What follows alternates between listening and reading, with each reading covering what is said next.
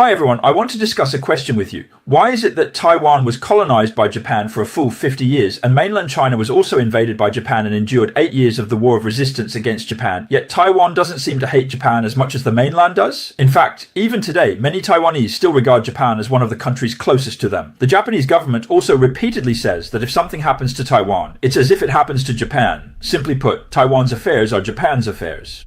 There is a lot of goodwill between people in both places. This is very different from the mainland. I'm curious why such a big difference exists. Let's break it down. In 1895, the Qing government lost the First Sino-Japanese War. They were forced to sign the Treaty of Shimonoseki, ceding Taiwan and the Penghu Islands to Japan. From that year on, Taiwan entered a half-century-long period of Japanese colonial rule. For that generation of Taiwanese, this was by no means an easy time. The Japanese rulers carried out a thorough colonial transformation of Taiwanese society.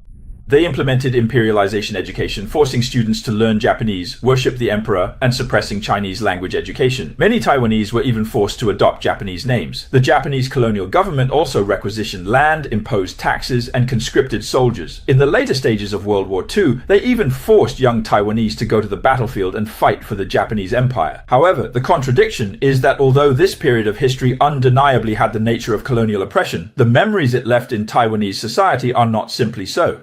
It was not entirely a period of suffering. Although Japanese colonial rule was harsh, it also brought some modern systems and developments. For example, Japan built railways, roads, electric power, and water conservancy systems in Taiwan, and established modern schools, hospitals, and police systems. Some people may not know that the Taiwan Water Corporation and the Sun Moon Lake hydroelectric project were both built during that period. In contrast, if we look at what the mainland was like at that time, mainland society was mired in warlord conflicts.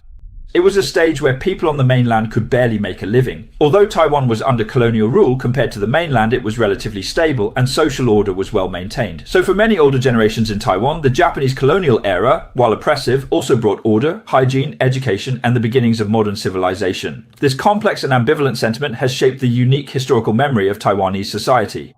What's more crucial is that Taiwan's national narrative is completely different from the mainland's. There's a saying, modern Chinese history is a history of humiliation. From the Opium War to the War of Resistance against Japan, it's a story of invasion, resistance, and finally national revival.